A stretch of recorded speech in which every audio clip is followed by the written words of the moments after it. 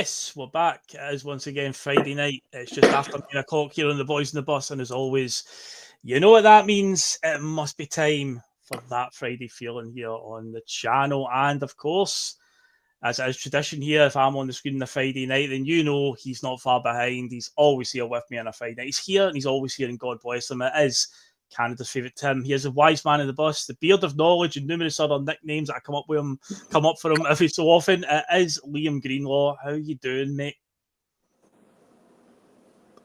Oh, 12-minute silence. I've broken the silence already. I've already started. So I can't stop now. I've committed to it. But yeah, how you doing, Liam? Oh, come on, right? We're going to. What was it? Is this a happy night, or are we going to just ransack the board again?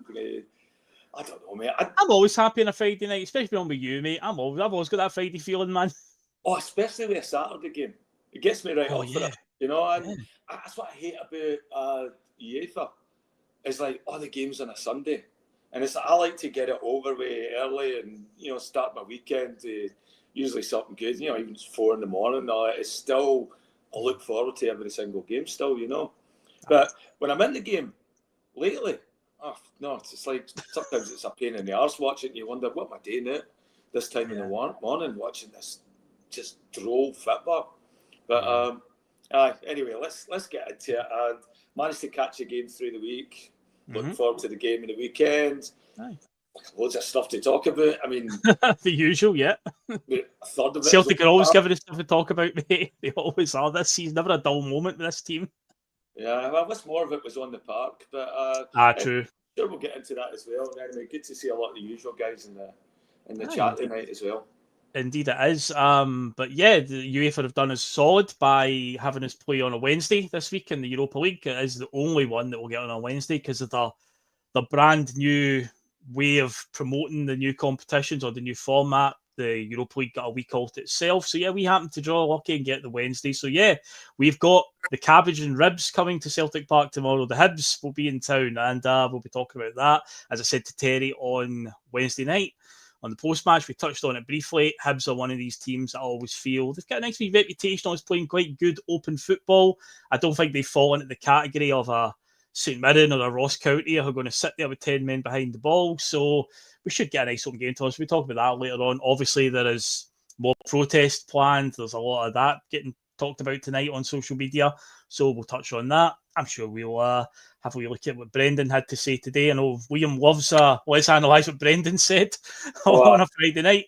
And obviously I'll get Liam's thoughts as well on Wednesday night. But before we do all that, you know what to do, folks. Before we get really started on tonight's Friday feeling, do all that good stuff and help the channel out massively. Help us gain that traction that we need. We're on 800 something subscribers, 870 something, I think it was last check. So 1,000 isn't too far away. So I'm expecting that we should be able to get there within the next couple of months, I reckon.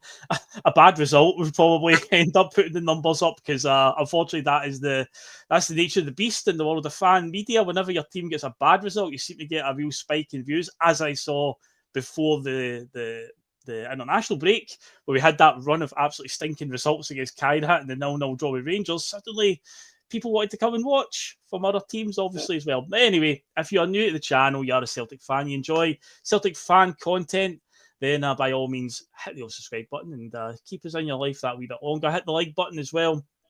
Helps the traction out, gets us suggested to more people on YouTube with the algorithm, as it's called.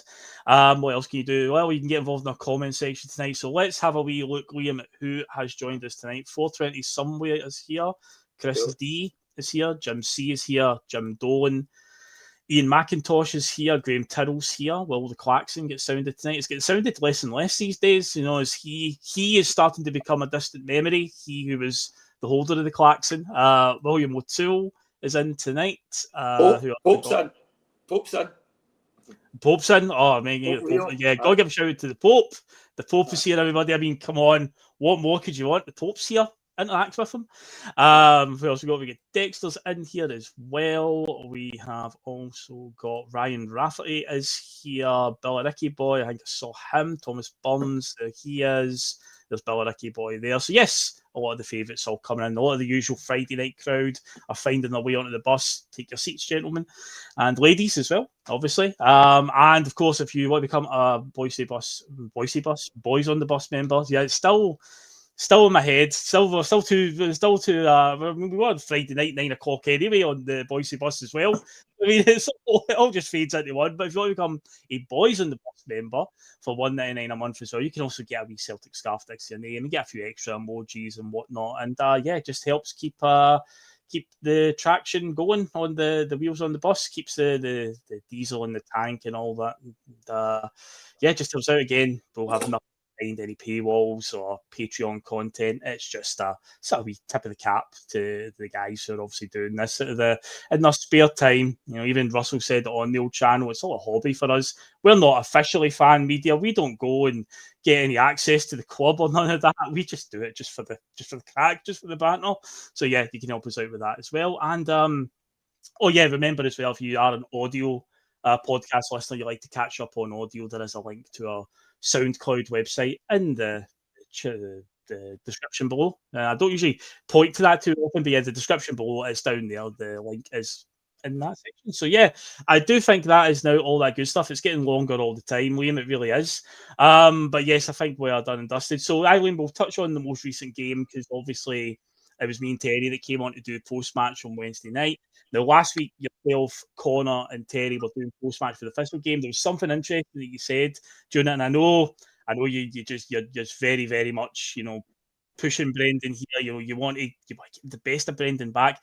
You actually said last Sunday you felt that Wednesday night against Red Star was a must-win game for Brendan. After how it played out, how are you feeling? I still think he's making the same mistakes. I still think he doesn't know his best team. He's still trying to play a format and a formation. It doesn't work. He's trying to play with wingers when we've absolutely got no wingers. Yeah, I'm frustrated watching him. I'm frustrated that first half. Just looked like typical Brendan ball. I used to be a Brendan fan. But it's like anything that, you know, like after they left the first time and all that, you reassess stuff and you start seeing, oh yeah, well maybe there were signs there and that as well. But when he's come back this time as well, can you only fall for the same amount of bullshit so many times? And yeah, that's always been my thing. He's very much a talker. And this isn't the age of actions. And, you know, people get to scrutinise it more because it's across more media platforms and all that. And you get to respond and see other opinions as well and realise you're not as isolated in your opinion as you think. And I see that there's quite a lot of people that agree that Rodgers, you know, even with the board the way it is right now, that it's sort of papering over the cracks of Rodgers' performance this year. And yeah, I'm not always looking for somebody to beat. And this is not me switching from Greg Taylor to Brendan Rodgers.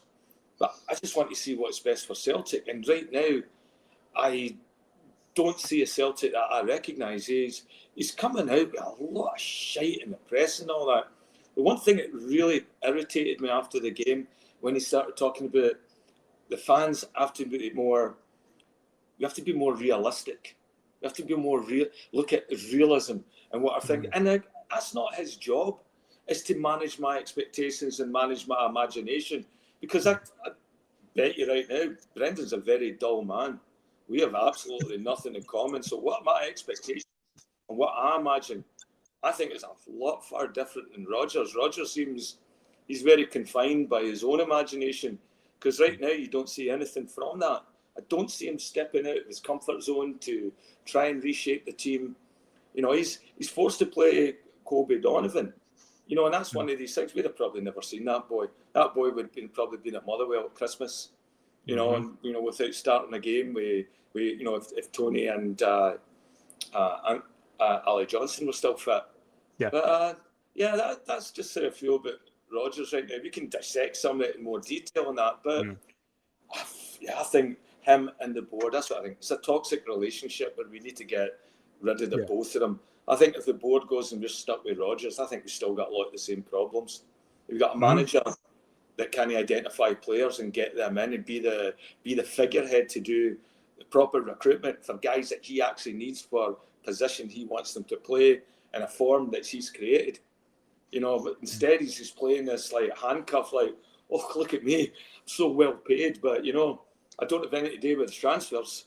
You know, I'm the most expensive manager we've ever had, but I don't do transfers. Come on. It's just, it baffles me that if the system isn't working, it seems really detrimental to, you know, you've got to just change it accordingly. I mean, I know we're fans and we don't experience it on the sidelines. You know, we're not the manager or anything. We don't see these guys in training. But if you are the manager of a football team in this sport, then it's possible to change formations. It's not too much of a unhinged idea to maybe change it up, but it's just mad that Brendan is just so set in his ways. And again, a lot of managers are like that. There's just loads. It just seems to be football nowadays. Managers are all about an identity and a system, but the ironic bit is I don't quite know what Celtic's identity is right now. I couldn't really tell you. The football at times has just been quite flat. We've had some flashes here and there this season. A year ago, this time last year, first half of last season, we were storming games. We were flying into leads, and doing the opposite of what you're talking about, where you say how the team likes to control games now. Instead, they should be looking to win the game first and then control it by all means. But it feels like we're just very pedestrian at the start of games, all about just feeling our way into the game. And it's like, what happened to just a year ago? So again, it's like, does it need a change of formation? But Brendan doesn't seem to be up for doing that. And one of the areas as well, I'm bringing up this comment from Chris M, and I think it is a good place to start, is obviously the midfield is a multitude of dilemmas. And yeah, I think that is crucial. Because looking at it defensively this season, Celtic have actually been all right. As drab at times as it's been to watch, the results have still been fine. We haven't been troubled too much. We haven't conceded many goals. So the defence are doing their job.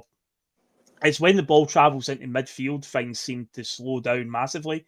Because again, Brendan is much like many managers in the world of football these days. It's all about playing it for the back. As we know, when Pep Guardiola finally finds a new way to play football, the rest of every other manager will follow suit. But for the time being, everyone still wants to play Pep ball nowadays, with the playing out from the back and making sure your defenders and your goalkeeper are good with their feet. But yeah, when it gets to the midfield, you've got Callum McGregor, who either always shows for the ball, which is great. I don't feel that he hides. He always shows for the ball, but the problem is when he does, it feels like every move has to go through him in some way. It's like mandatory. Every move must go through Callum in some way, shape or form. So we'll come out to Liam Scales or Carter Vickers.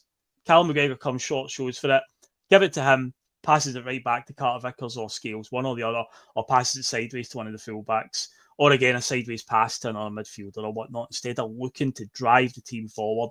Remember a good few years ago, we were playing at Ibrox under Ange. We beat them 2-1. Aaron Ramsey had scored after like 4 minutes, put them 1-0 up, and we were kind of like overawed by the start of the game.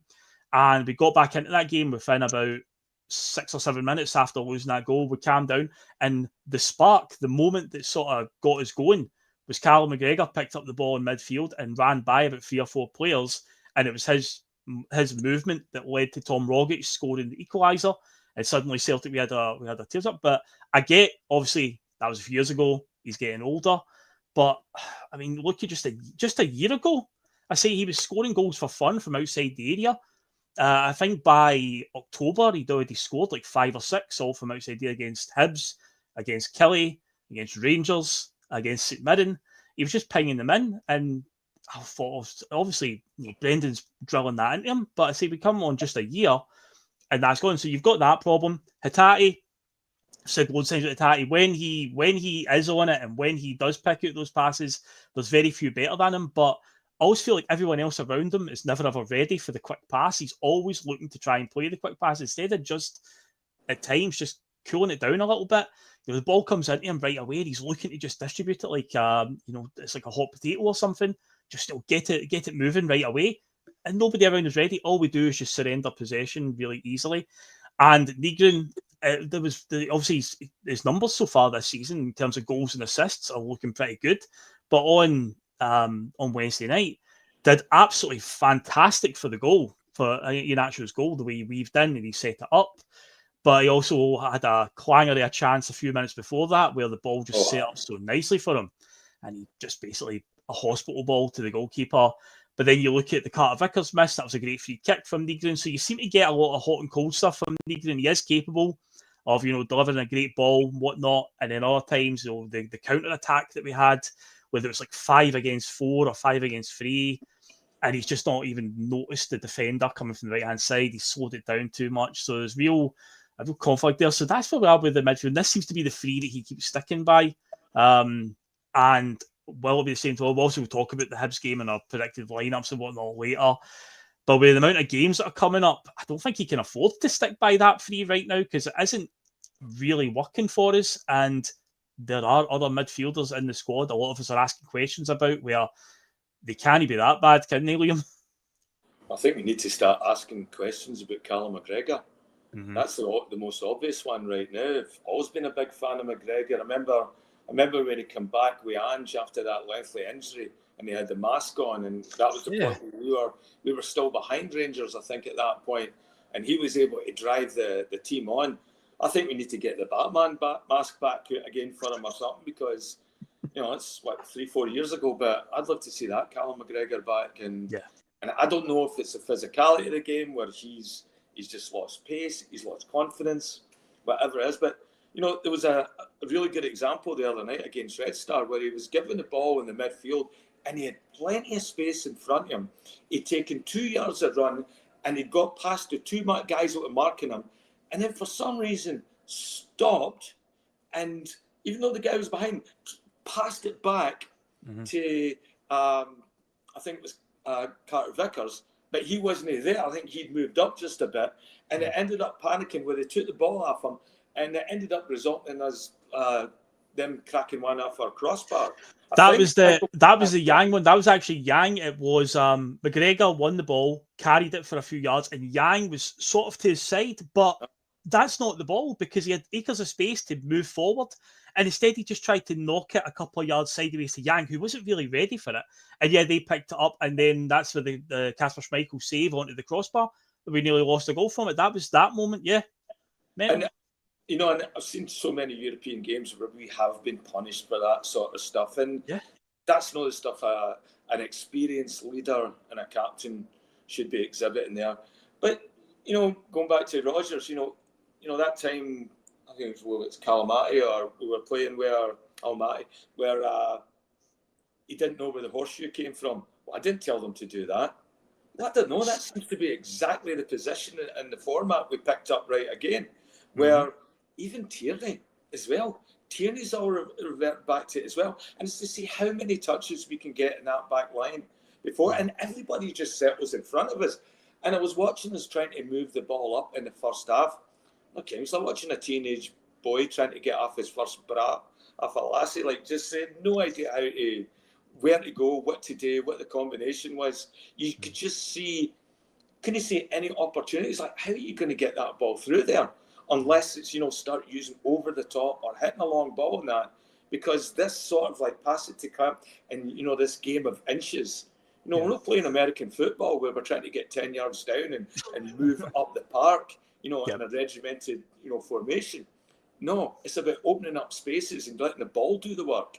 And I don't know, we just don't seem to do that. As you said, it's control. And I just want to take the remote control and switch it off at that point. At times it has been quite tempting. It's just baffling that a year ago. I understand the logic of, well, if your opponents don't have the ball, they can't score. But I'm always a believer of go out and just stick a couple of goals in the back of the net, and then by all means let them chase the ball, hold on to it. But it just feels like when you're watching Celtic at the moment, if they start quite slow, you can kind of guess how the rest of the game's going to go right now. We need to just get the balance right. I say the midfield just seems to be, and Ian McIntosh is calling there, midfield is good on paper, but the blend just hasn't been right for a while now. And again, now the game's going to be coming thick and fast going forward. You've got to imagine there has to be some kind of rotation, and guys like Paulo Bernardo, see, he can't be that bad. Like, what has happened for him to have such a drop off? Luke McCown, he has wee drips and drabs as well. Arnie Engels, £11 million, but yeah, he's very much in the on the outskirts just now. But something needs to change in that midfield. Brendan isn't going to change the shape of the team, which to me would be probably the most obvious answer. So he's always going to go with a midfield three. So it's like, well, he needs to find the right combination right now to that's the engine room of the team. That's the most important part of any lineup. Is always in the engine room, where you control the game. And he's just got to find the right balance. And you just like to imagine with the amount of options he's got, how can he not get it to really click right now? So I say, well, that's where we're losing so much. I say defensively we're doing okay, we're doing our job there, but we just lose so much momentum when we're bringing the ball forward in midfield, where it turns into a back pass, a sideways pass, the horseshoe goes out wide to the wingers, and it comes back the way into the midfield. And yeah, we just need to. Obviously, we need to just maybe with Tunekti now coming in doing his bit, and obviously Iheanacho, what he did on Wednesday night, because he was obviously there was two main big stories I think that came out of Wednesday night in terms of the positives. Was obviously the performance of Donovan and the development of him. Interestingly enough, there's a comment here that I highlighted, which I hope doesn't happen. Graham Tyrrell, who says, I agree with Liam wholeheartedly, as what you're talking about Brendan, and by the way, and expect Donovan to be dropped for Hibs. I hope not. I know Ralston's back on the bench, but really, I think common sense tells you that this boy has, he's earned the right to play. He's not done much wrong. And I said it on Wednesday night to Terry, he didn't look out of place. He's in a European game, regardless of what some fans may think of the Europa League. I mean, at the end of the day, this is our level this season. This is where we're playing. But Donovan came in and he didn't look fazed at all, didn't look overawed by the situation. And I'm not going to sit here and say he's going to be a generational talent like Kieran Tierney, but it is quite refreshing to see one of the players come from the academy that looks like he might actually get a prolonged bit of game time this season, Liam.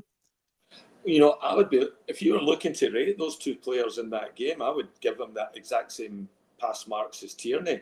And I think that was Tierney showing up in maybe one of his better games without dominating or doing anything. Was it him that made that pass back to Negrin where he just didn't connect enough and he put it right at the goalie? But it was an absolutely cut. It was Tierney that got forward. It was like Tierney set up Negrin up at Aberdeen, but he got forward and came out, crossed into the box quite low, and Negrin scored. But that one, it was just, see, when you're watching it in real time, you could see it before he hit it, like, oh, this is lined up perfectly. He's going to batter this into the net. Just a tame side foot into the keeper's hands. It was awful. I was expecting the net to come off, But, young Donovan, I thought he played really well. Thought Tierney played okay. But, I'd give them both equal pass marks. And, for a boy that just turned 19, I think we could have a generational talent. It also makes you wonder as well, and I noticed somebody said it in the chat already, I think it's Graham, that maybe he'll be dropped for Ralston.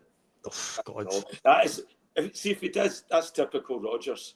That's typical Rodgers, and I think that's what destroys a team. It destroys a team because you're not there on merit, And he loves to play players till either we need to get rid of them because they've fallen so far down the pecking order, or he's trying to play them until they find form. Yeah. And I don't think that's good management. I think you've got a big squad. You're asking for new players all the time. I know we didn't deliver, but you still have a couple there now. You've had boys in the reserve. We've let people go without really having a good look at them. Thought all looked good last night, by the way. Should have scored about 4 goals, I think. Still scored the winning goal. He still scored the win on the end, yeah, but he should have had more. Did what we couldn't do. Did what we couldn't do 3 weeks ago. True. I knew he was going to miss a penalty. I said it to my dad. I went, I guarantee he's going to miss this here. It's just written in the stars. Because, not to talk too much about them, but they seem to have so much luck on European nights, honest to God, and I just thought, he's going to miss this here. And he did. But luckily, he made up for it anyway. So it just goes to show you, there is, I don't know, I don't think Rodgers gets a good look at players. And we keep saying we don't see them in training, but I see them in matches. And you can't tell me that they're tearing up training and then delivering when they get to a match situation that poorly. That there's that much. There's nobody else in training showing anything. And then you get young boys coming in like Kobe Donovan, and you're seeing it. I mean, this guy's got a bit of class about him. But in Rodgers' system, I don't know how you move through the hierarchy. You know, is beyond me. You know, you look at Schmeichel right now in Sinisalo. Okay, well, that just seems to be like one guy's getting paid X amount, and he's got this sort of pedigree, but he's on the decline. You've got another guy that's on the way up. Hopefully, I think when he's played with us, it looks like that. Okay, at what point do you make that switch? When do you manage the players and just say, okay, you know what, you got to be bad to be good. You know, and all good managers have to do that. Alex Ferguson was absolutely ruthless. When a player's time was up, it wasn't this like, oh, I'm at home and, you know, and it's quality and all that bullshit Rodgers comes out with to sort of justify you know, the selections that he makes and that. And I think he's going to get past that, and we have to start looking at, okay, well, if we're playing the ball out for the back, which one's better to play for the feet? You know, especially when we're playing in SPL. SPFL, because we don't get many shots in target in some games, but we still get a chance with the goalkeeper to contribute to the play and all that, and that might just be a lot more snappier and better if we get somebody that's actually got better control of the ball. And I don't know, he's done nothing wrong. Just like no, definitely no. Even against Thistle last week, and Terry highlighted it in the post match. He had a quiet day because Thistle didn't threaten, but that one moment that they did have, he pulled off a blinding save, top class save. He was extended everything. And that was a header coming down to the ground as well. Like usually one of the hardest ones for a keeper to react to. And I thought, not only did it put, you know, he didn't even put it back out in front of him. He managed to extend his body and put it to the side of the net, like a good goalkeeper does. You know, so definitely. Yeah, I mean, so that's the thing I'm just looking at now. When you look at our personnel and that going, and I think that game against Red Star. By the way, it's hard to go there. I've been to that stadium. I mean, to be fair, in the run up to it, I had this vision of it being like, you know how like when I know it's a different country, but again, you're talking about hostile atmospheres like Galatasaray and Fenerbahce, you know, real aggressive, pyros going off, the fans are loud. But I heard that very sure on Wednesday night in the live chat as we were doing the post-match show, somebody said that the Red Star fans aren't happy with their hierarchy, and that's why the stadium was quite empty. And it was nothing actually to do with the downpour of weather, because I noticed there was no roof on that stadium. It was a proper old-school European bowl of a stadium with no roof. But apparently a lot of the empty seats were down to a lot of the Red Star fans were unhappy and didn't show up for it. So I don't know if that maybe benefited us, because I'd imagine on a busy... if it's a full house, I'd imagine that's quite an intimidating stadium to be in. So maybe that did kind of help us a wee bit, because I had this vision of us going there, it being really hostile and just flares going off and just lots of noise and so on. So, but in the end, it wasn't too much a factor. If you've been to games in Eastern Europe, I mean, more flares than a Bee Gees concert, you know. Flares everywhere. Yeah, it's I'd imagine it's quite an experience, but there are definitely fans not to be messed with, certainly that. But no, so we came through it pretty well. Donovan's a brilliant performance from him. He's only going to get better by playing games. You know, again, it would be bad management to take him out. Look at how Kieran Tierney got his break in the Celtic team. It was down to Emilio Azagiri get a red card. You know, again, talking about fate, just, you know, you happen to get in because the guy in front of you is injured or suspended. Azagiri got a red card in a European game against Ajax. Tierney had a couple of sub-appearances up to that point, but, you know, never... You know, we had a wee feeling that he looked all right, but we didn't know just how good he was going to be. But he had to play against Fenerbahce in a European game, and he came in and, again, didn't look out of place like Donovan the other night, didn't look out of place. And even when Azagiri was back for his suspension, he didn't come in right away. Tierney began to, you know, get more game time. So I'd like to think that Donovan, even when Alistair Johnson comes back, is still going to be getting game time. Because, again, I think there's a chance there. And it's annoying to see so many players come from our B team and they just let their contract run down and go and join Aston Villa reserves or something like that, you know, because it's a better option than, you know, sitting in the stands at Celtic. And Donovan could be one that we could look back on if we let him slip away. But from what we've seen so far, no, we need to manage this boy well, and I think we could have a good one here.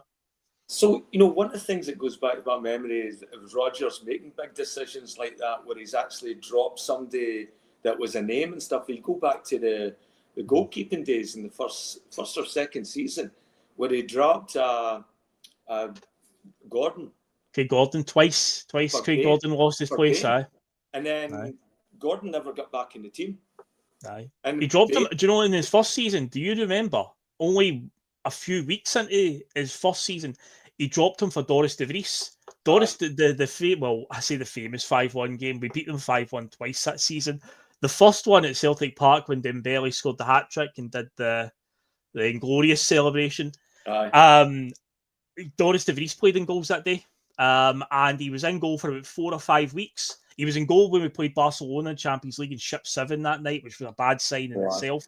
But we played Kilmarnock in a league game, and a boy named Koulibaly scored from pretty much the halfway line against him, and Brendan subbed him off at half-time, and we didn't see De Vries in goal again until he had to play against Zenit in a Europa League game a year later because of an injury to Craig Gordon. But I think Craig Gordon got dropped again for Scott Bain coming in, and then got his place back, and then I think Neil Lennon dropped Craig Gordon as well. But he's done it before with the goalkeeper, so he's done it twice to Craig Gordon, where he dropped him for Doris de Vries and realised that was a mistake, and then he dropped him for Scott Bain as well. So, I mean, you know, he might have to do that with Schmeichel. I mean, he's not played bad. He's only let in 2 goals this year. But distribution, you could see how the team was panicked. The team was panicked when he was on the ball. And I was panicked as well. There's a lot of times where he just got off very lightly. There was one that just nicked after shin. He was lucky to get away with. And there was a couple of times as well that somebody's distribution and bluttered it out the park. There was about maybe 2 or 3 times instances where the ball came to him, and one was just a miss hit park, went straight into the crowd. And then there was a couple of other ones that were like really short in that as well. Like this ball that we keep putting up the middle, and we're expecting our player to run back at full speed and just pass it back to you, where every single player in the opposition knows exactly the intent, and he's got nowhere to go with it. He can't turn, and so they just put pressure on him, and that's how we lost a goal against Rangers, and that's also how we really, we lose goals in the Champions League. I've seen us do that a few times now, and I think that comes just for a lot of Schmeichel's distribution, where he doesn't have that, laser ball, you know what I mean, like you're looking for, where Sinisalo seems to be, he's probably a lot better as an outfield player himself, just to actually play football. Yeah, I've seen Sinisalo a couple of times, and he's been playing. He's very good at holding on to the ball till the last possible second. Probably heart in the mouth stuff, and from a fan point of view, you're kind of on edge watching it, but he's quite confident to do that, where he will let the striker close him down, because it's drawing that player out of position. Then it's just a case of zipping it to one of our players who's in open space, because that player has now moved out of position. But he's very, very comfortable in doing that. But I say, from a fan point of view, I don't know if I'm that comfortable watching it, but it shows that, we want to play for the back. You want a goalkeeper that can distribute the ball with his feet. He's not done much wrong in that sense. So, I mean, I'd like to maybe see a switch or something, just to see if it helps our defence stop the horseshoe and get the ball out quicker. And even if it just gets the ball to the defender quicker, where they can make that pass up through the midfield rather than stopping it, getting it back, have everybody settle, and then again trying to unlock this combination. Doesn't matter who it is in front of us. It's just, it's 11 bodies, 10 bodies, and a goalkeeper that we just have no idea how to come through the middle and how to penetrate. We just seem to have lost that. It was one of the things that I really enjoyed with Andrew's football, is what there would be a ball that came up the middle, but the players were immediately grabbing it and turning on it and moving forward once again. So many of that times, like, that ball used to come to CCV. That was the ball that he would move. He wasn't stopping it then and passing it back to Juranovic or Greg Taylor or anything at that point. He was turning and moving forward. And I don't know if it's because our wingers are so tight now. I don't know. It just seems like we're screaming out for a new formation, that this one has exhausted the talent in the team, and we don't know how to play that. That he's ran out of players that can actually adapt to that. And I think, these are the players you've got. Find a better way that you can play them. If you don't have wingers, play 2 strikers, play 1 striker. You know, play two up front, one drops wide, goes, you know, plays on both wings, and that just, you know, alternates. But you know, obviously the wingers aren't the day, and I thought Yang, another wasted jersey. Oh, yeah. Tell you that what, one. you mentioned it earlier, and you know, gave my team lineup and all that, but just to throw it out there, wouldn't mind giving Tony Ralston a shot in the wing.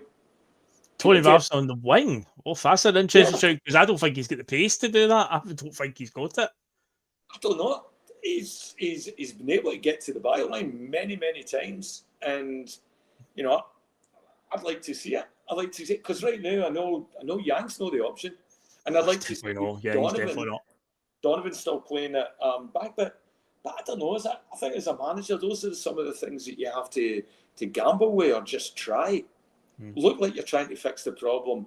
Not like you're just trying to let the problem fix itself by doing the same things the same way. That's lazy. You know? Mm-hmm. Definitely. Now, one thing I want to just bring up before we talk about the Hibs game and the things going on around it. Graham Tyrrell said Maeda is subconsciously not at its best, according to Rodgers, who said this. So drop him, play Iheanacho from now on, because I was going to say the two sort of big stories that came out of Wednesday night were obviously Donovan's performance and the difference when Iheanacho came on Wednesday night. One of the comments I brought up described him as a focal point. And it was, and I know Terry keeps going back to this comment that Stephen Craigie made about how he plays like a striker. Well, of course, because he is a striker, but we get what he means by it. You know, it sounds like one of these ridiculous Michael Owen quotes where he's, you know, stating the obvious, but it's like, yeah, I get it, because, you know, I know Maeda's done well playing through the middle. He has had a great 2025, the first half of 2025 anyway, stepping in and playing there. But he is a wing forward at heart. And there's a difference from a guy like Iheanacho who's played that, and you just saw just the finish, the composed finish. Obviously, he should have probably scored right before it as well. What a save it ended up being. Bad miss, good save, bit of both.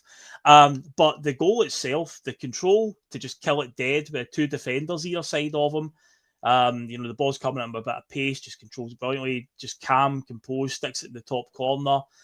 Just his hold-up play, we saw it against... even for the brief time he was on against Kelly, obviously played more against Partick Thistle. His link-up play with Tenecte and his hold-up play was great. And again, on Wednesday night when he came on, you know, he's got that strength. You know, he shows for the ball. He's good at shielding the ball as well, link-up play.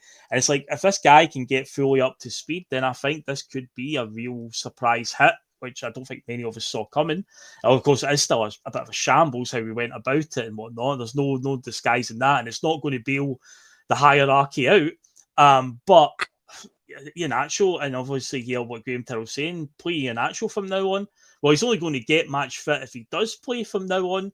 Dyson Maeda did say, you know, he wanted to move away in the summer. And yes, he did do the whole grabbing the badge at Kilmarnock, you know, letting the fans know. And he did score a good goal that day. But how do you feel about, one, Iheanacho's performance, and two, the idea of just start phasing Maeda out? Because we got to expect sooner rather than later he's going to go. He's made it clear that he wants to leave, and I think the club are going to look at the nearest possible convenience, which in this case is January, to move him on. You know, I feel bad for Dyson. I really liked him. Like I liked all the Japanese players that came in. They had a wee bit of character to him. But Dyson, I think, was special. He came in, hit the ground running. Hatate did for those early games as well. And, you know, same with Kyogo. Those three that actually made an impact in the team. Yeah, you know, it's horrible the way that they're all leaving now, where, you know, they all left sort of like on a down. And I think it's hurt them as well, but staying too long. And you hate to see that at a club like Celtic, because we should be a club that people want to finish their career with. You know, Ali Johnson in that Canadian interview that he did here, that was what he was saying.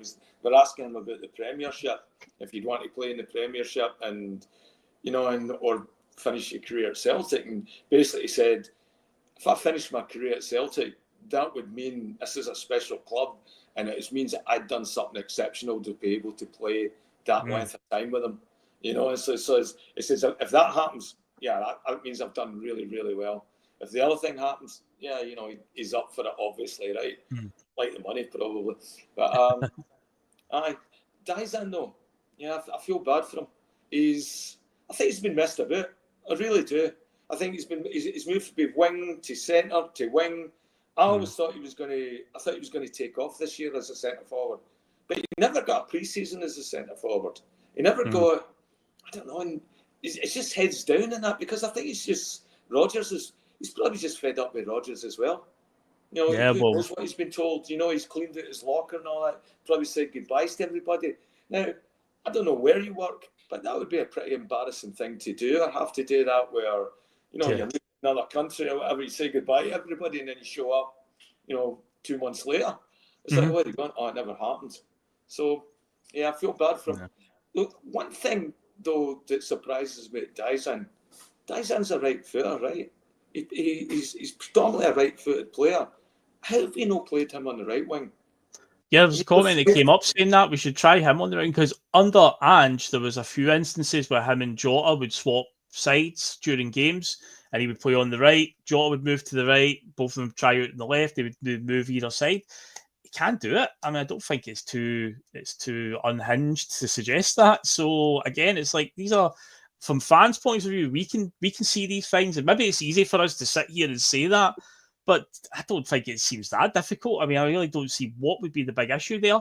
You know, you've bought Tenekti, who's a left winger, Balakisha's a left winger, so it's not like moving Dyson Maeda to the right. Oh, what did I do with the left? Well, you bought 2 wingers for a combined price of about £10 million. You know, what was it? Maeda was, Balakisha, $4.5 million. It was 5+ million for Tenekti. So that's the best part of 10 million we spent on 2 left wingers there. So it's like, it's not like, oh God, if I move Maeda, oh no, I'm going to have a massive hole on the left hand side. No, you're not. We're overloaded at the left hand side. So yeah, surely that's got to be worth a shout at least. You know, we're talking about anything's better than Yang for me right now. It really is. Do people hate Trump in Scotland that much that you won't even entertain a right winger? What's going on? You know, come on. Oh, dearie me. No left wingers in the team. We need to get a few right wingers balance. And that would allow you Nacho to get game time through the middle. That would, because he needs to play games to get fully fit. So yeah. I used to coach a men's team, and it was dead easy. Find a way to get all your best players on the park at the same time, even if it means playing some of them out of position and that. But if they're good players, I mean, come on, you're a professional football player. You know a baker trying to be a joiner or something like that. You know, you're a football player. It's just moving from one position to the other. Good players can do it. Look at Chris Sutton. Chris Sutton was amazing at that. You know, Chris Sutton played everywhere, bar goalkeeper. Yeah, and I always use Gareth Bale as an example as well. A guy who started at fullback and ended up, winger. And so, there is a possibility to do that. And so, why would it be so unacceptable then for Rodgers to just sort of gamble a wee bit? And it's not even that a gamble, because he's one of your best players, technically, and put him on that right wing and see if he can flourish there. Because there's nobody else that's taking that opportunity. Unless big Tony Ralston's going to rock up on Saturday and show him how it's done. Maybe Donovan can play there because he's got a bit of pace on that side. But anyway, we need to solve that right wing. We definitely do.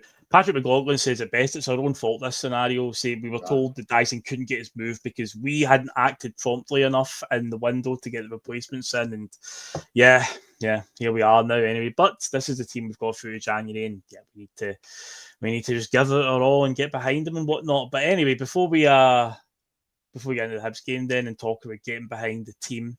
Obviously, there's a lot of noise today on social media. The next step in the planned protests against the hierarchy of the club. Obviously, there has been the open letter, 400 plus signatories from fan media, supporters buses, supporters clubs, you name it. And say probably if the letter is even still open, there'll probably be even more people put their name on it. Obviously, there's been a poll or a survey put out, ideas and whatnot. But the next move has been sent out there today. So after last week, after the Kelly game, where it was 12 minutes at the start of the game, obviously the fans waited outside, or a contingent of the fans waited outside, and then came in after 12 minutes. Then at the Thistle game, I was a big fan of this one. I liked the visual of all the posters that were getting held up, because obviously it cut to Chris Mackay and Michael Nicholson sitting in the stand, and they're sitting pretending to be on their phone. And there was one point where Chris Mackay did actually lift his head up, and you could see he was furious. And what I liked about the visual protest more than, and we'll get into talking about our opinions on what's coming up in the next few home games, why I prefer what happened last Sunday is the traction it's gained in the media outside of Scotland, because you didn't have to travel too far in the world of sports media to see that other countries and other sports broadcasters outside of Scotland had picked up on that protest. We're talking about it. It was bringing attention to it. So that's why I'm more in favour of that. But anyway, I'll read out the statement anyway that's been put out today by the Celtic Fans Collective. So I'll bring the comment out of the way. So obviously it's obscuring the view. Oh, take the banner away as well. So there you go. So Celtic Fans Collective said, as the Celtic board continues to ignore the concerns of the Celtic support, we are launching a free match home package which reflects their silence. It's pretty funny that actually. I quite enjoy the dig there. So 27th of September, Hibs home, 12 minutes. 2nd of October, Braga at home, 29 minutes. And the 5th of October, Motherwell at home, 32 minutes. The silences are designed to reinforce the importance of Celtic fans to Celtic Football Club by demonstrating how a silent stadium is in nobody's interest. We hope that the silent package may be called off at any point should reasonable progress be made by Celtic Football Club engaging in credible communication with supporters or there being movement in personnel from the Celtic board. The Celtic board cannot continue to commodify our passion while ignoring our concerns. So there you go, Liam. So yeah, what's your initial thoughts when you saw that doing the rounds today? Are you in favour of that type of protest? Because let's keep in mind the term sack the board. There's another part to that term that's been around for years, and there's a first part of it, which is back the team, sack the board. And a lot of fans are taking umbrage with this because they feel that isn't really going to back the team. That's not going to benefit the team. What was the thing that we said during COVID that really went against us? Lack of fans, lack of noise, while a certain other team benefited from that.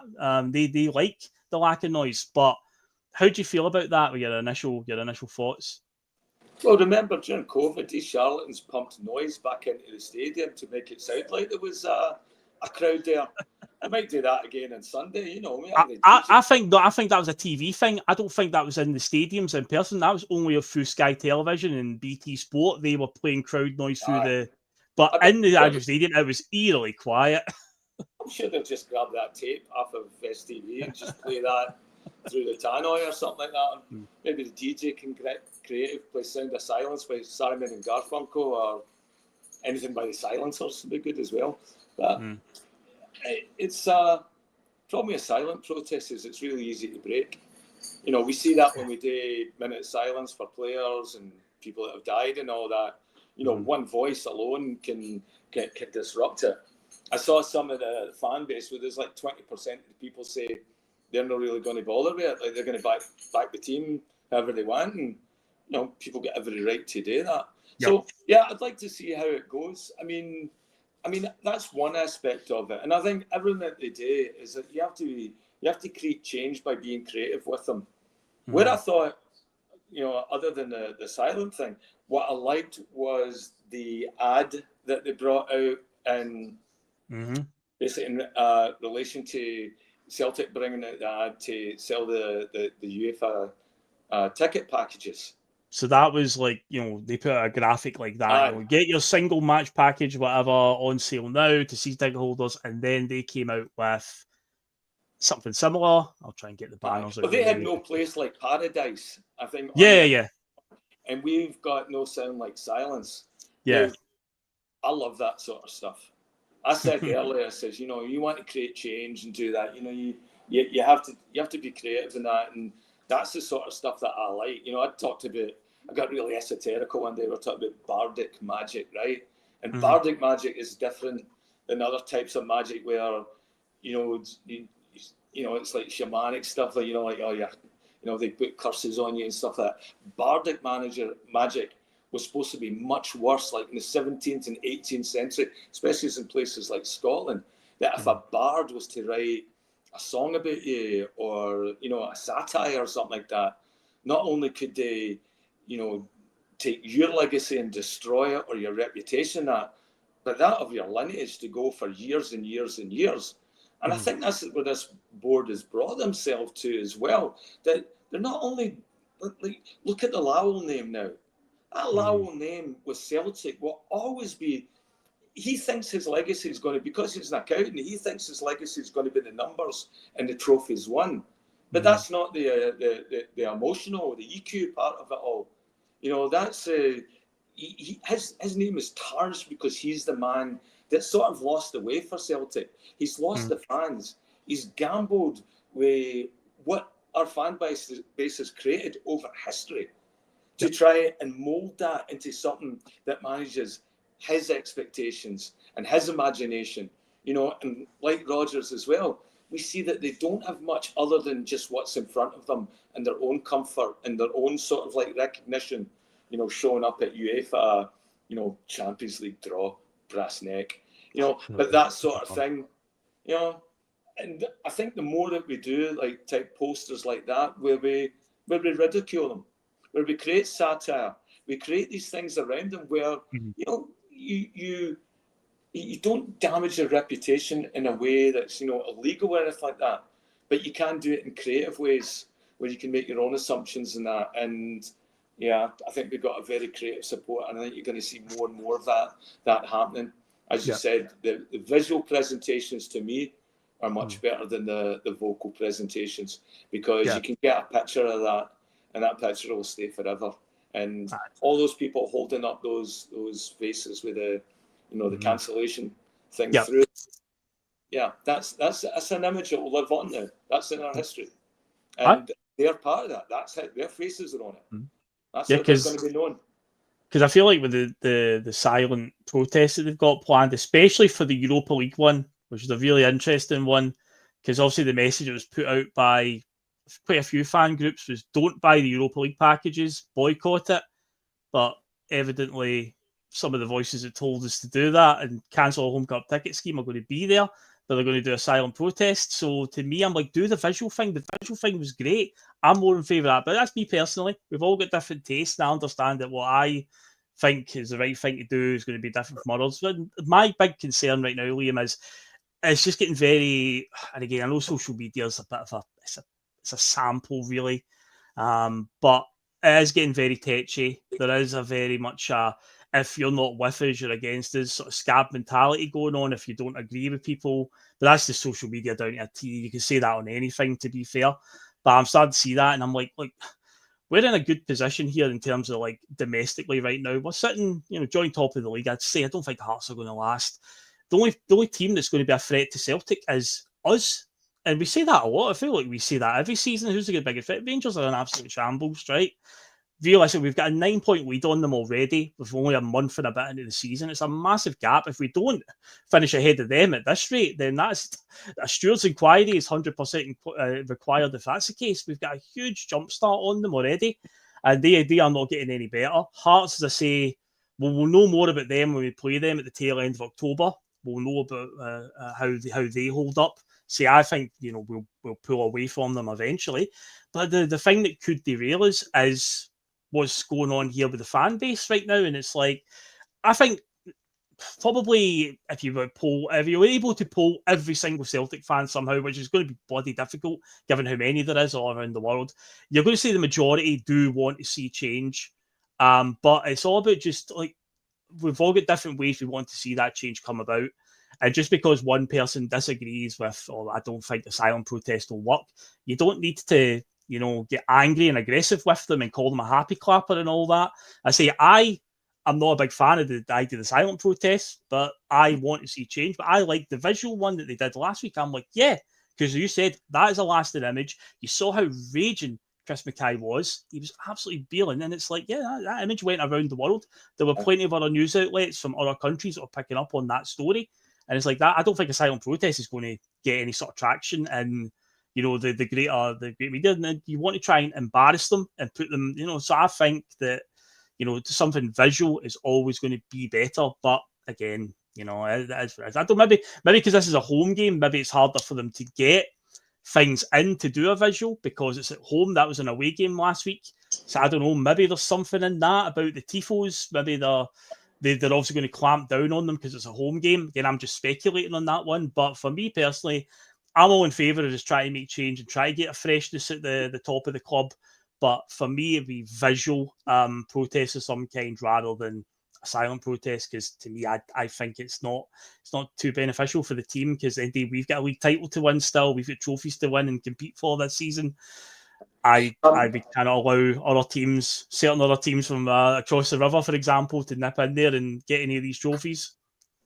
I felt there was two ex-Celts came out this week and made a couple of statements as well. One was Peter Grant, and Peter Grant came out and he said, if we just win, just keep winning and start winning, playing better football, and all this is going to go away. Now, you know, he's a company man. He's working for Celtic TV, right? Yeah. And, you know, the bland guy, right? And he's the one that's right now, again, they're all managing our expectations that this board is probably going to sit through this and just try it out. Yeah. Chris Mackay looking at his phone and all that as well. It's like, I'm not listening. And, you know, he was raging. He should have been embarrassed. He should have been sheepish about that, and he should have been looking at it and said, wait a minute, these are the fans and all that have built this club. It's no him. And then the other one that came out was Neil Lennon. Yeah. Neil Lennon's getting the flip-flops and the shower robe ready, and he's going to be looking about there, looking to see if he can probably become the director of football or the football guy that's going to be appointed to the board. And I bet you that's going to happen as well. You can see that's just going to come in. There'll be another job for the boys, and it's like, okay, we'll appease the fans by putting a football guy on the board, and that football guy is going to come for the same showers that we got the manager guy the second time. And these showers shouldn't be working. You know, turn them off. Still the glove saying Lennon, Mulgrew, Grant, company, man. Yeah. It'll be that, you know, it'll be the three of them, you know, the dream team.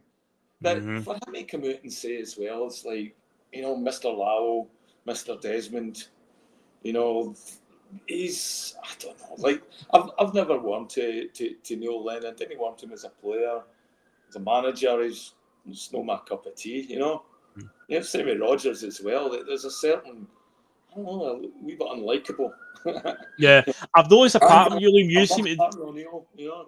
I've noticed a pattern, like the sort of managers that you seem to resent are guys who are a wee bit snarky when, you know, things are going wrong. Steve Clark, you've mentioned before, we know how he can be, how stubborn he can be when, you know, it's not going his way. There's the Greg Taylor klaxon going off as well. Obviously Rodgers can be a bit snarky as well, as we've seen recently as well. Gordon Strachan, you've highlighted before. These guys have all got something in common. They can be very, very snarky with the media when they get a bit of a, you know, a question they don't like. So I've noticed that. Well, it's not just snarky. It's just the fact that it's the gaslighting that goes on, where it's like they know better and they're going to be stubborn and that sort of thing. And that's the streak that they do. But, you know, none of those guys, they all say they were fans as kids and all that stuff, but they weren't. I don't think they were. And that includes Rodgers as well. You're for Leicester, mate. Come on. That's true. And I think it's Neil Lennon, the first time around as manager, left the club due to the lack of investment that was coming in 2014. He left at the end of that season because Rangers obviously weren't in the top flight. So it was all about trying to push on in Europe. We'd had a good European campaign the season before that. We're getting, you know, beating Barcelona, Spartak, getting through to the next round. And it's like, you're like, okay, we can have a bit of investment here. We can push on. And Neil Lennon was told that, well, with Rangers not being in the league, you know, there's no need to really push the vote out. And he left in 2014, first time around, but then he's obviously back now saying, oh, what great businessmen they are and whatnot. So anyway, he probably is looking for that director of football job, but hopefully that's not something we're dealing with further down the line. But speaking of the immediate future, obviously Hibs game tomorrow. Said at the top of the show, Hibs are one of these teams that you kind of associate with playing quite nice football. They're not a team that I think is going to come and sit with 10 men behind the ball like a Ross County or a St Mirren or whatnot. They're going to, I think, try and be a bit open. That could play into our hands, create spaces. It's up to us to capitalise on it and make sure that we make all the right runs and all the right passes. Hibs, obviously, their season's weird because obviously I think a lot of people are blinded by what they did in Europe for that brief spell at the start of the season, the qualifiers, because they beat Partizan. But domestically, they've not exactly been outstanding.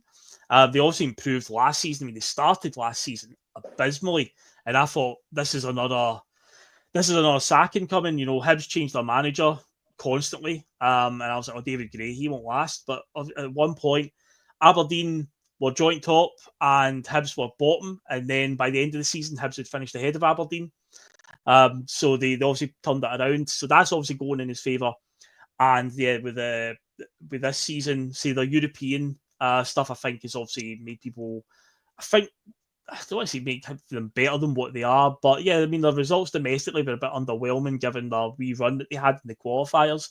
But they're still a dangerous team. Kieran Bowie's obviously shown he's got an eye for goal. Martin Boyle, despite being in his 30s now and whatnot, still got a bit of pace. I said that to Terry on Wednesday night.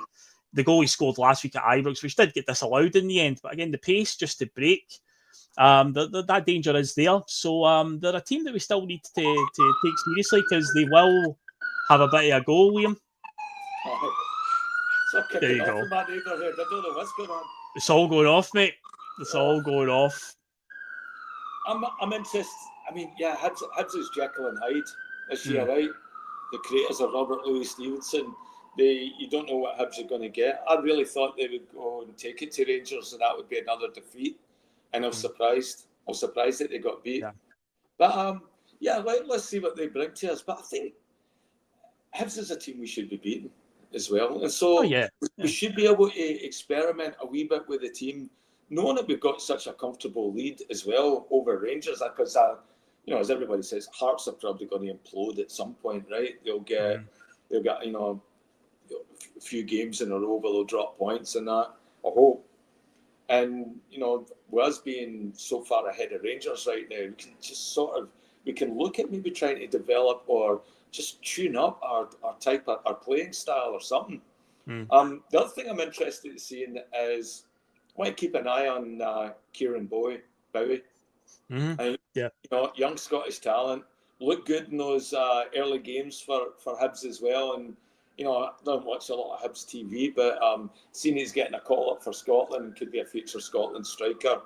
Interesting to see how he plays against us as well. Because, I always looked at Shankland, and I didn't want to sign Shankland just based on how he played against us, unless it was Greg Taylor marketing him. But you'll never again. There it is. The Greg Taylor Clarkson has to go off. It has to. He's been going off. You've heard the other there is visually as well.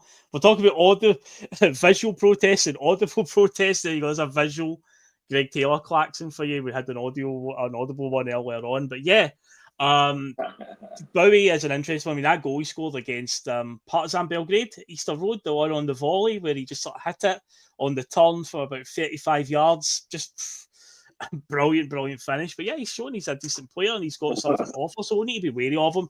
But as I said earlier on, despite the sort of cloud that feels to be around the malaise that's around Celtic defensively, we're doing all right. We're actually doing okay. So I'd like to think that, we'll be able to cope them because Liam Scales, as much as he can be quite a polarising figure, somebody said this on Twitter the other day, and the comments below it were mostly in agreement. Somebody had tweeted something about, is Liam Scales our player of the year up to now? And I was like, well, this will be interesting, reading the comments, thinking, well, this is going to be a bin fire. A lot of people were in there going, he's a fair shout, by the way. He's actually not done much wrong, which the only thing he's just really, really bad at is passing out through the back, which again, he's a defender first and foremost, but hey, every manager wants to play out through the back.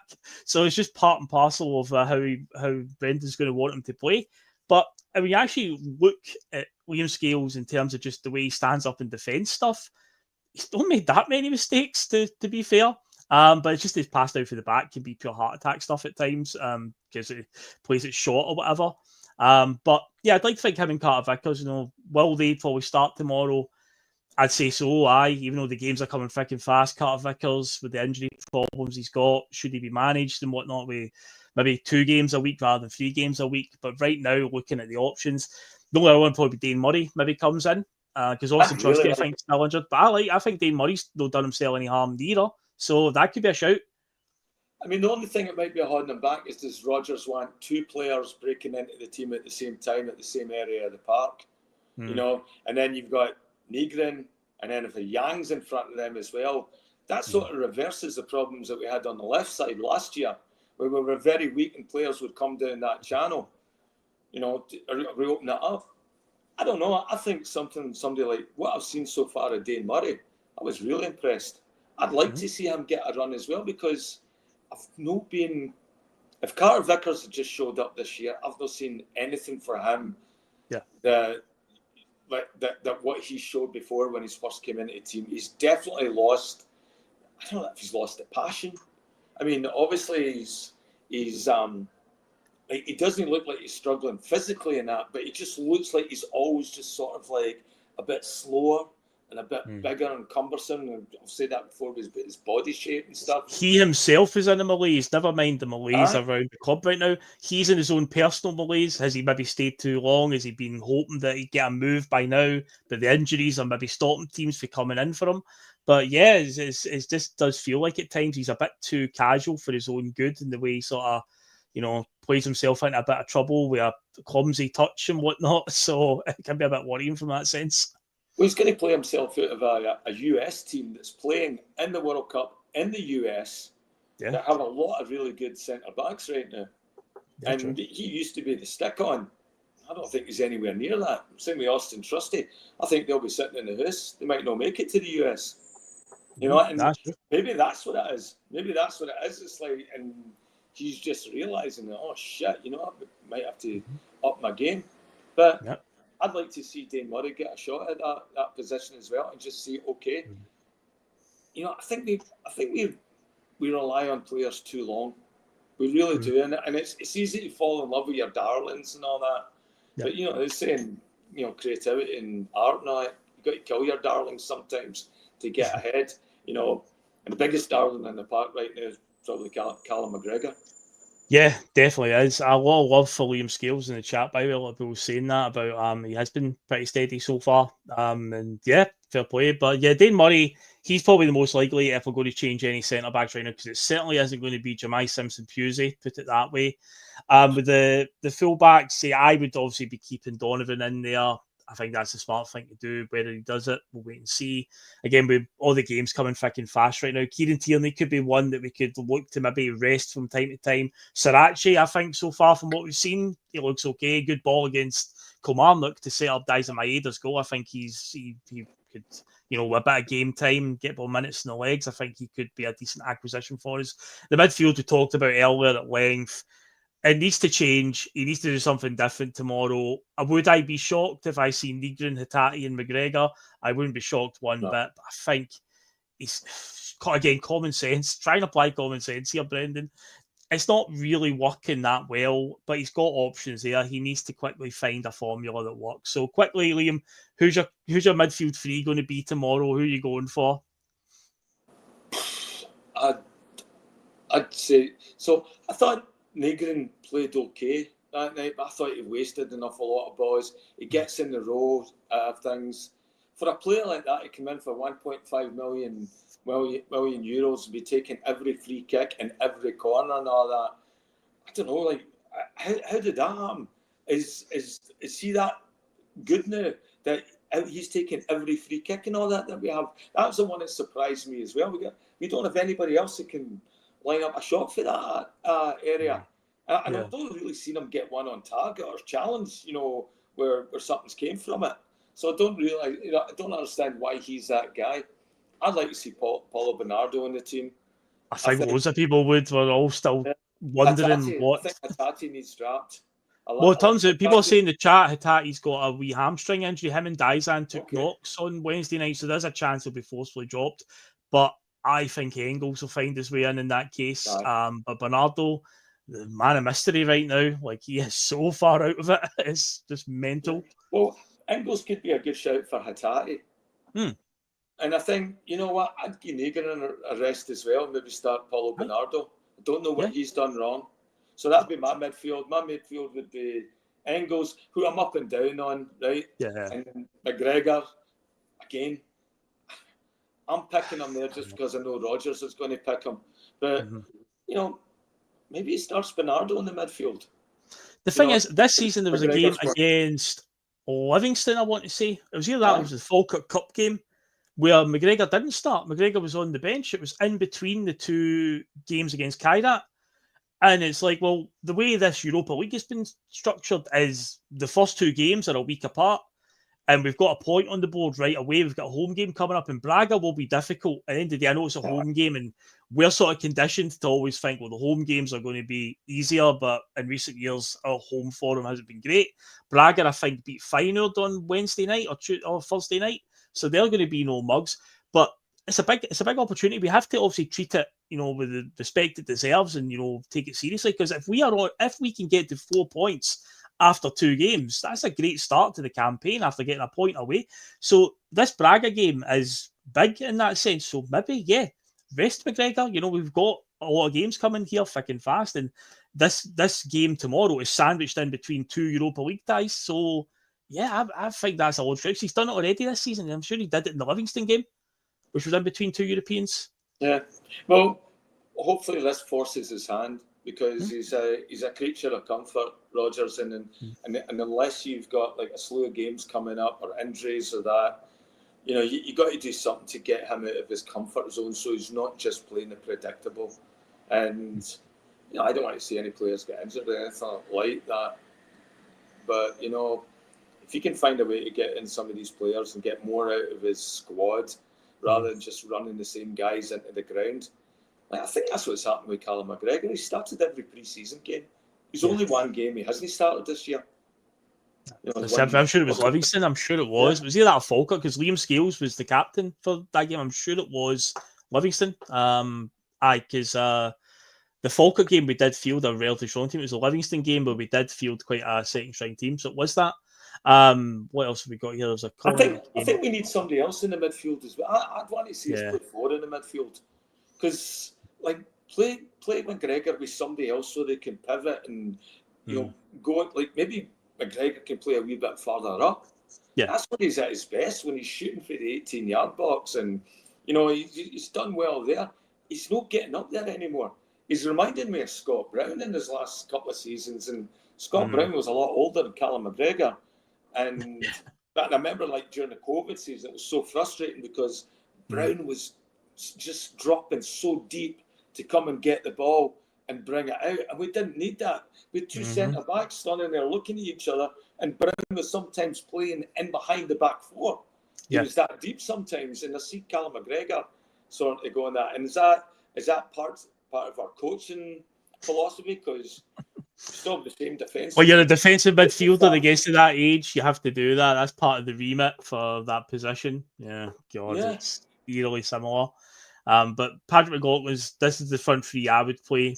Balakisha, Iheanacho, Tinekti. If Maeda's got a knock and it's a case of he's not going to feature, then Iheanacho I start. Tinekti, obviously, we need to capitalise, keep him in the team. And Balakisha, we need to see something from him, so we've chased him for a long time, it seems. We've paid for our standards quite a bit of money for him. $4.5 million for our standard is quite a big outlay, it turns out. And I think we need to see something. Again, it's not Yang, just not Yang for me. So I would go with that front three as well.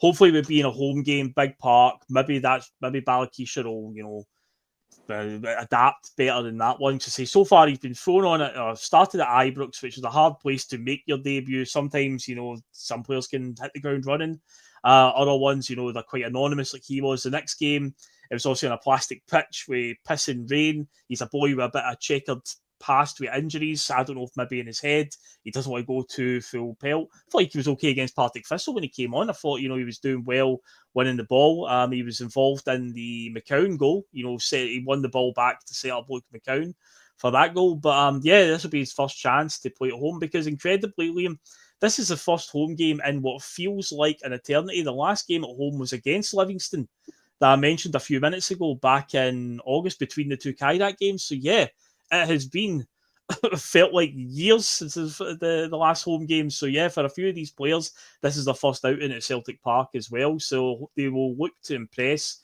the home crowd, mate. It's going to be a funny first experience of Park for these Celtic Park. Yeah, true. Because with the first 12 minutes being absolutely silent. Well, yeah. Unusual, for a home opener, for these guys showing up for the first game. It's really unusual. The board's been lucky that these fixtures have fallen the way they have. I did think that at the time of the next home game, but I did say at the time, I went, they might think that we've won a watch here by the next home game isn't for a good while. The away games, the fans are more vocal at the away games, and they'll make their voices heard. And they have. They obviously the protest happened at the Kelly game, and then they say the visual protest at Partick Thistle. There was certainly no ignoring that one, so they certainly let them know all about it. So Liam, before we go, because it's an hour and 15 we've done, it's our time again. It's score predictions, mate. So how do you think tomorrow shall go? 3-1. 3-1. Yeah, that's the same score I'm going to go for as well. 3-1 was in my mind as well, so I will go with that too. So I think it'll be quite an enjoyable game. I don't think Hibs are going to stodge it up. I think they'll try and be on the front foot a wee bit of time. So hopefully it plays to our advantage. We get a bit of space because playing against low blocks right now is our kryptonite. It seems we do not enjoy it. So a team that doesn't play a low block, that'd be smashing. But yeah, before we go as well, obviously, if you watch Wednesday's post-match with me and Terry obviously mentioned he's over for the Hibs game. So the plan at the moment is Terry will have his laptop, but he can't guarantee that he will definitely be on. So there's a good chance that me and Liam could be back for a Saturday shift as well. Terry said to me he'll try his best and he'll just play it by ear, but he says you're probably best to prepare for a two-man show with you and Liam. And I went, that's fine. So it won't be, because I can't get back from the game within like an hour of the game finishing. So it will be on tomorrow night. It might just be a wee bit later, but of course you will know, folks, when it goes live. If you hit the subscribe button and you hit the bell notification, you'll be notified. But there's a good chance it could be me and Liam back tomorrow to do post-match for the Hibs game. Terry might join us if he's able to. It'll also depend on the Wi-Fi connection in his hotel. That'll also play a part. But either way, at the very least, you'll get us two back again for a Saturday shift, and we'll come on and talk about the Hibs game. And hopefully, Liam, we'll be talking about a resounding victory for the boys and a return to form, mate. And we want the Celtic at their best again. We've got to see the rip-roaring, free-scoring, never boring Glasgow Celtic, as Tony Haggerty always says, mate. That's what we want to see. It's in there somewhere. We'll find it somehow, mate. We'll get it out of them eventually this season, mate. I want to see Iheanacho establish himself as a new Celtic striker, playing in front of his home fans, seeing what it's all about. I think he's going to score a brace. I'm going to say Kobe Donovan is going to get his first goal for Celtic. Oh, that's a good shout. I can see him definitely scoring at some point this season. No better place than to start tomorrow. So yes, we'll head off, folks. Say look out for the post-match tomorrow at some point, a few hours after the game. But we'll be around anyway. The bus home will be here. So yes, hit that bell notification, everything, all the good stuff. Subscribe, like, all that. Like, share, pretend you care, as Terry likes to say. And yeah, we'll see you tomorrow for the post-match. Catch you later, guys. Cheers. Good luck.